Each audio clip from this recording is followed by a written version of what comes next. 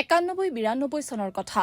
তেতিয়াই জুবিন প্ৰায় মৰিয়নিলৈ আহে এখন বিশেষ দোকানত বহি আড্ডা দিয়ে তেতিয়া সেই সময়ত সমগ্ৰ অসমতে নথকা ফৰেইন গুডছৰ এখন দোকান আছিল মছজিদৰ সন্মুখতে এখন সৰু দোকান কিন্তু দোকানখনত বিভিন্ন অত্যাধুনিক বস্তু পোৱা গৈছিল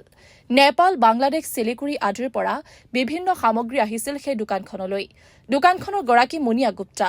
কেনেবাকৈ এই মুনিয়াৰ সৈতে চিনাকি হয় জুবিনৰ তাৰ পাছতে সঘনাই আহিবলৈ লয় মুনিয়াৰ কাষলৈ আমি মুনিয়াৰ সৈতে যোগাযোগ কৰোতে বহু কথাই কৈ গ'ল একালৰ প্ৰিয় বন্ধুৰ বিষয়ে মুনিয়াই কৈছিল যোৰহাট বঙালপুখুৰী সদৰ আদি ঠাইৰ তুলসী মিণ্টু সঞ্জীৱ বুবুল অকনি ৰাজকুমাৰ তামুলী আদিৰ সৈতে জুবিন আহিছিল প্ৰথমে এজন গ্ৰাহক হিচাপে দোকানলৈ আহিছিল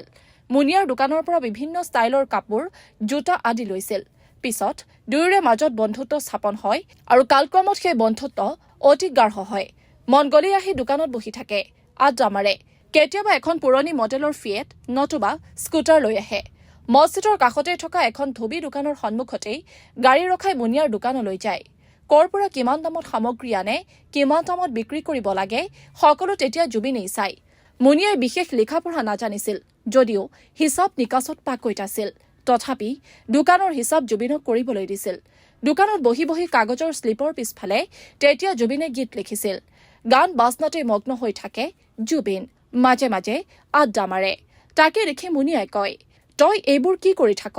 কি কৰিবি গান গাই এনেকুৱা দোকান এখন তোৰ তাতো খুলি ল কিন্তু জুবিন নাচুৰ বান্দা সেইবোৰ কথালৈ গুৰুত্বই নিদিয়ে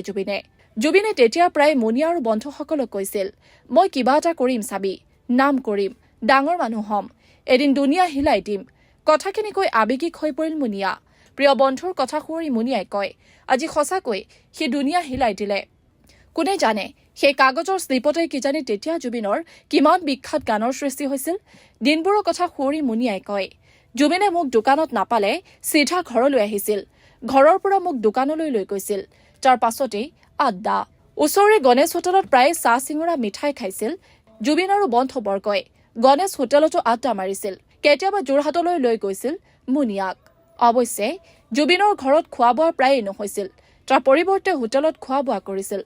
গুৱাহাটীলৈ যোৱাৰ পাছত জুবিনৰ সৈতে যোগাযোগ কমি আহে জুবিনে তেতিয়া নিজৰ গীতৰ এলবাম অনামিকা মায়া আদি মুনিয়াক উপহাৰ দিছিল